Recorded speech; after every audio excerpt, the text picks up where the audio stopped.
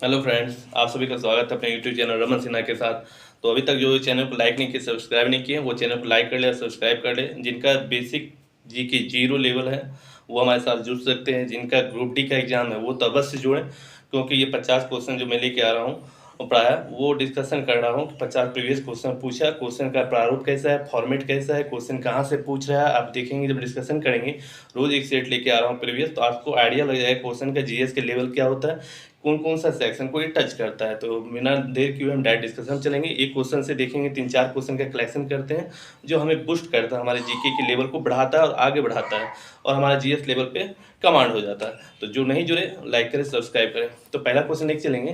पहला क्वेश्चन पूछा है कि बीजापुर का गोल गुंबज किस कला का है। तो देखिए, जब हम पढ़ेंगे तो स्थापत्य कला होता है, मूर्ति कला होता है, ये सब होता है जब पढ़ेंगे। तो हम डिटेल जब पढ़ेंगे तब। तो अभी तत्काल जो क्वेश्चन पूछा है, बीजापुर का गोल गुंबज किस कला पे है, तो स्थापत्य कला पे है, स्ट्रक्चर जो है वो कला है। तो फिर दूसरा क्वेश्चन यहाँ से आप क्या बना सकते हैं, बीजापुर कहाँ है, कर्नाटक में। फिर तीसरा क्वेश्चन बना सकते हैं, बीजापुर का जो गुंबज बना था किसने बनवाया था, तो आदिल शाह ने बनाया था। तो एक क्वेश्चन मैंने पढ़ा जो प्रीवियस क्वेश्चन नहीं, उससे 3 क्वेश्चन बनाया, वो भी इंपॉर्टेंट बनाया। फिर दूसरा क्वेश्चन जो पूछा है, जो देख पा रहे हैं, सर्वप्रथम पृथ्वी की त्रिज्या मापने वाला विद्वान कौन था। तो सर्वप्रथम पृथ्वी की त्रिज्या मापने वाला विद्वान इरेटोस्थेनीज था, जिसे भूगोल का पिता भी कहते हैं। देखिए, 2 क्वेश्चन हो गया। पूछा विद्वान कौन था, हमने आपको बताया कि उसको पिता भी कहते हैं। तो 2 क्वेश्चन एक ही क्वेश्चन में, एक उसका 2 क्वेश्चन आंसर तैयार करते हैं। भूगोल का पिता इरेटोस्थेनीज को कहा गया। पृथ्वी की सर्वप्रथम त्रिज्या किसने मापा, इरेटोस्थेनीज ने मापा। फिर आप ये बोल सकते हैं तीसरा क्वेश्चन, भूगोल का पिता सॉरी भूगोल का किताब किसने लिखा, तो टॉलमी ने लिखा, टॉलमी। ये हो गया। फिर नेक्स्ट क्वेश्चन हम देखते हैं कि पूछता है, फिर से क्वेश्चन पूछा है, लेंस की क्षमता किस में मापी जाती है, तो डायऑप्टर में। ठीक है, लेंस की क्षमता किस में मापी जाती है, डायऑप्टर में। और भी आप पढ़ना चाहेंगे तो यहाँ से 2 क्वेश्चन तैयार कर सकते हैं। जो पूछता है जो चश्मा प्रयोग करते हैं उसमें कौन सा कांच का प्रयोग होता है, तो क्रूक्स कांच। चश्मा जो पहनते हैं उसमें कौन सा कांच, क्रूक्स कांच। और जबकि दूरबीन में कौन सा होता है, फ्लिंट लेंस, फ्लिंट कांच का प्रयोग होता है। दूरबीन के जो लेंस में होता है वो फ्लिंट कांच का प्रयोग किया जाता है। ठीक है। फिर नेक्स्ट क्वेश्चन जो हम देख पा रहे हैं, पूछा है वायुमंडलीय दाब। देखेंगे, देखिए हर सेट में देखिए कैसे पूछ रहा है। साइंस से 1-2 क्वेश्चन डाल रहा है, ठीक है, स्थापत्य कला से डालेगा, मूर्ति कला से डालेगा, ऐसा देखेंगे। तो अभी उपकरण से डाला है कि बैरोमीटर, हाँ, वायुमंडल का दाब किससे मापा जाता है, तो बैरोमीटर से। वायुमंडल का दाब किससे मापा जाता है, बैरोमीटर से। यहाँ से 3 क्वेश्चन और तैयार कर सकते हैं कि बैरोमीटर में जैसे धीरे धीरे पारा ऊपर चढ़ता है वो क्या प्रदर्शित करता है, तो मौसम साफ। बैरोमीटर में जैसे पारा धीरे धीरे ऊपर चढ़ता है तो वो मौसम साफ को इंगित करता है, दर्शाता है। और बैरोमीटर में जैसे पारा अचानक गिरता है वो क्या दर्शाता है, तूफान को दर्शाता है कि तूफान आने की संभावना है। ये क्वेश्चन है। फिर नेक्स्ट पूछा है क्वेश्चन क्या, ये पूछा है पंचायती राज। ठीक है, पंचायती, हाँ, भारत में चुनाव की सबसे छोटी इकाई को क्या बोलते हैं, पंचायती राज से क्वेश्चन पूछा है तो ग्राम पंचायत बोलते हैं।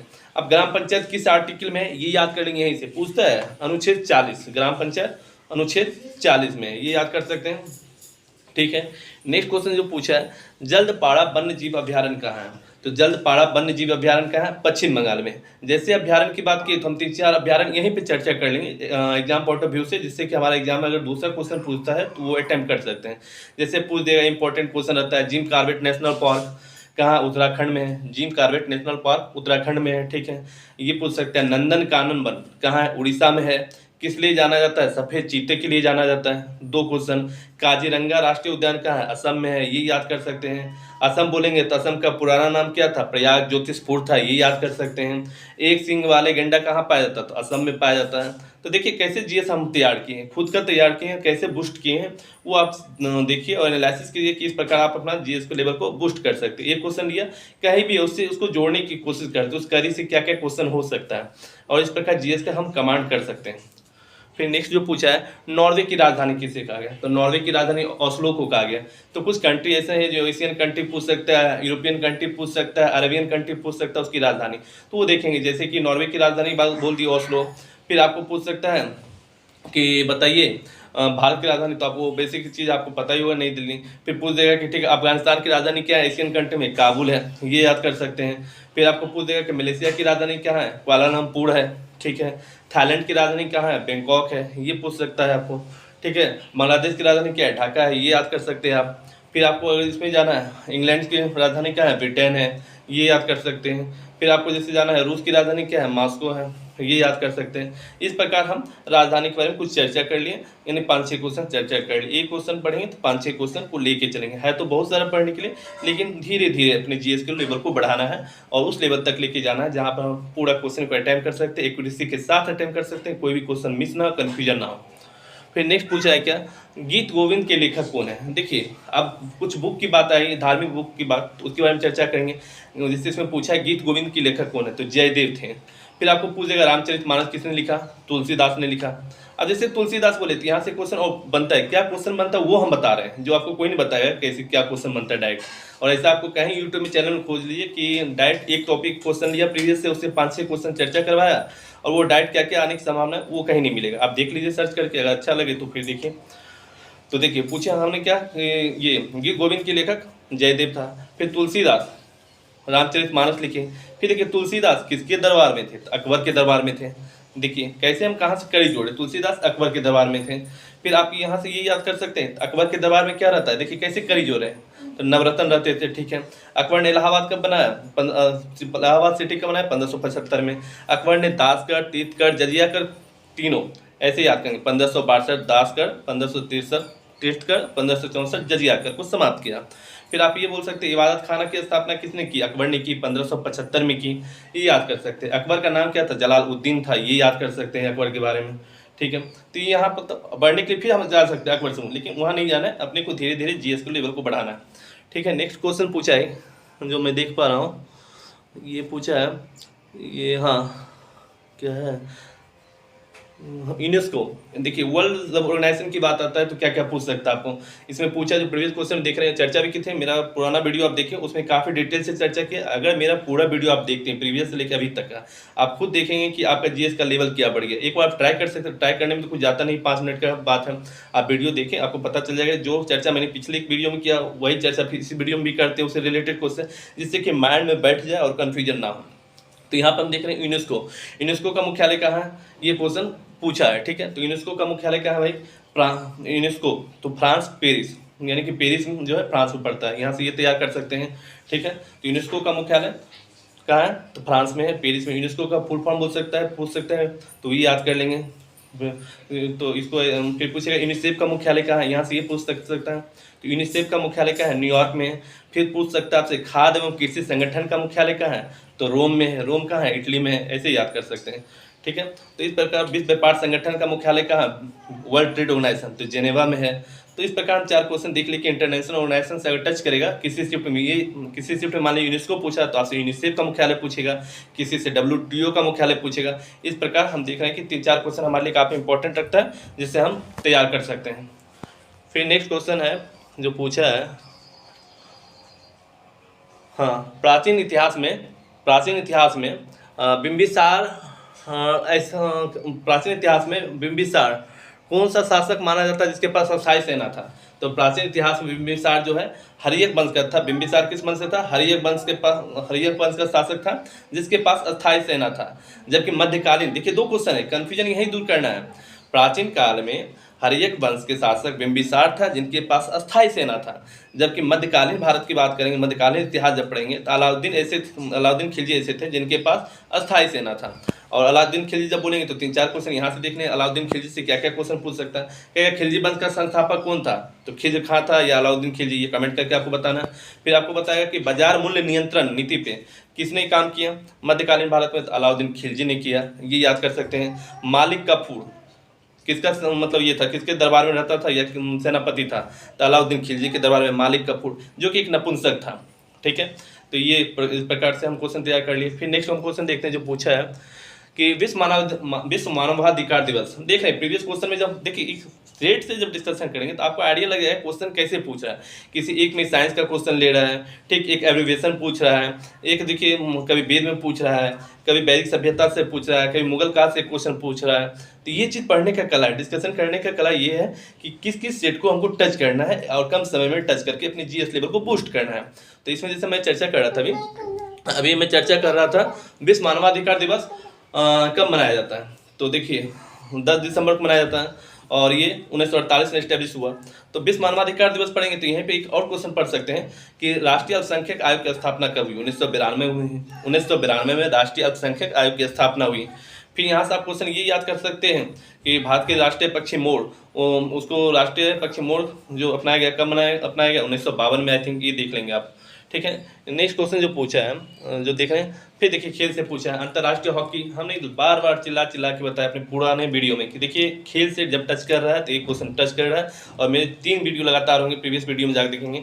मैंने बताया है कि हॉकी 70 मिनट का होता है खेल, और फुटबॉल 90 मिनट का होता है। और इससे प्रीवियस क्वेश्चन में पूछा है अंतर्राष्ट्रीय हॉकी जो होता है कितने मिनट का होता है? 70 मिनट का, जबकि अंतर्राष्ट्रीय फुटबॉल जो खेल होता है वो 90 मिनट का। यहाँ से क्वेश्चन और तैयार कर सकते हैं, विश्व में सर्वाधिक लोकप्रिय खेल कौन सा है? विश्व में सर्वाधिक लोकप्रिय खेल कौन सा है?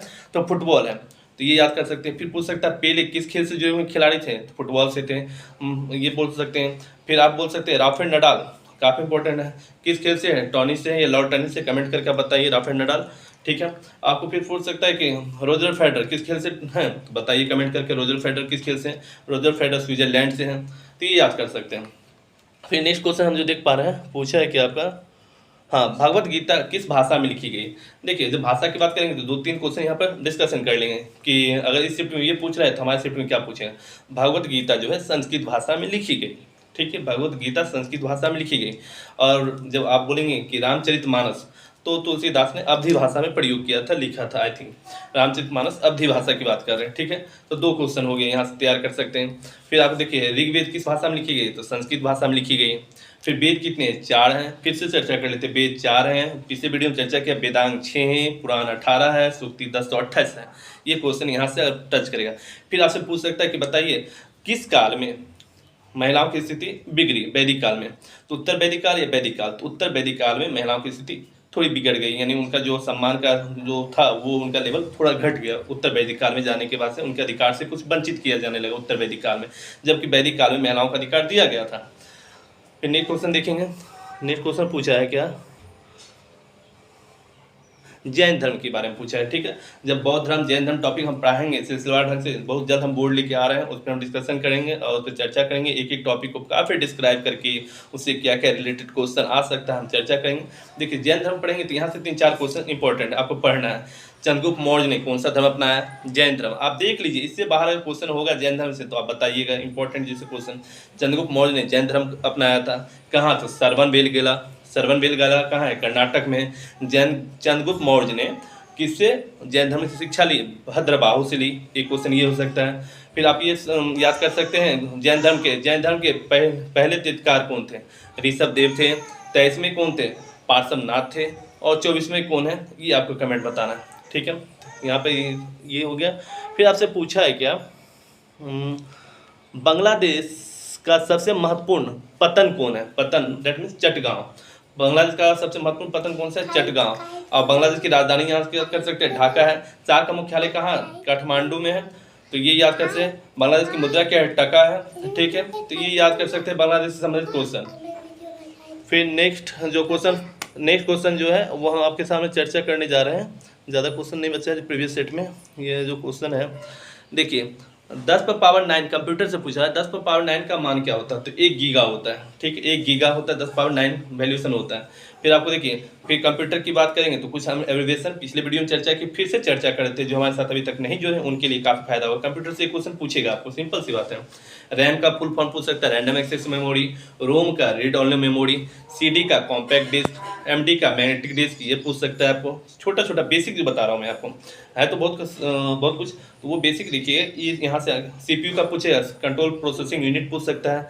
फिर बोलेगा कि ठीक है सीपीयू की गणना किसमें की जाती है, उसकी गति गणना तो किसमें की जाती है, कमेंट करके बताएंगे। फिर पूछेगा MIPS मिलियन इंस्ट्रक्शन पर सेकंड पूछ सकता है, इसका फुल फॉर्म। तो कंप्यूटर इस प्रकार पूछ सकता है आपको, इंपॉर्टेंट कुछ क्वेश्चन है। फिर देखेंगे लास्ट 1-2 क्वेश्चन बचा है जो प्रीवियस डेट को मैं लेके आया हूँ। ये पूछा है, नेक्स्ट जो पूछा है, हेड्स एंड टेल्स उपन्यास के लेखक कौन थे? तो Maneka Gandhi. Heads and Tail उपन्यास के लेखक मेनका गांधी थे। तो याद ये रखेंगे। इसमें जैसे कुछ पुस्तक की बात कर रहे हैं तो ये याद कर सकते हैं, my country my life Lal Krishna Advani, ठीक है। ये याद कर सकते हैं, माई कंट्री माई लाइफ पुस्तक के लेखक लाल कृष्ण अडवाणी। फिर आप हरिजन सेवक संघ की स्थापना किसने की थी? महात्मा गांधी या भीमराव अम्बेडकर? आप कमेंट करके बताइए, हरिजन सेवक संघ की स्थापना किसने की थी? फिर यंग पत्रिका जो है वो महात्मा गांधी लिखे थे, ठीक है। तो तो देखिए इस प्रकार जो प्रीवियस सेट को लेकर हम रोज आ रहे हैं, 50 क्वेश्चन का जंबल उस पर डिस्कशन कर रहे हैं। 50 क्वेश्चन से हम लगभग 100 क्वेश्चन का चर्चा करना चाहते हैं, जिसमें कम समय में आप अपने जीएस लेवल को काफ़ी बूस्ट कर सकते हैं। एग्जाम पॉइंट ऑफ व्यू से जिनका जीएस लेवल 0 है वो जुड़ सकते हैं और अपने जीएस लेवल को एक धार दे सकते हैं। जिस धार मतलब अपने लेवल को बूस्ट कर सकते हैं और अपने जीएस लेवल में काफ़ी आपका इंटरेस्ट जगेगा जब एक क्वेश्चन से 3-4 क्वेश्चन तैयार करना सीख लेंगे तब। और हम अपना एक्सपीरियंस आपके साथ शेयर करना है। जो भी हमारे चैनल को अभी तक लाइक नहीं किए हैं, सब्सक्राइब नहीं किए हैं, वो हमसे जुड़े, आपको फ़ायदा मिलेगा, डेफिनेटली फ़ायदा मिलेगा। जुड़ के देखें, आपका जो भी एग्जाम है उसमें भी काम आएगा जीएस लेवल। ऐसा ही नहीं कि ग्रुप डी का सिर्फ डिस्कशन है, जिनका जीएस लेवल एकदम 0 है वो जुड़ सकते हैं। थैंक यू, आज के लिए इतना ही।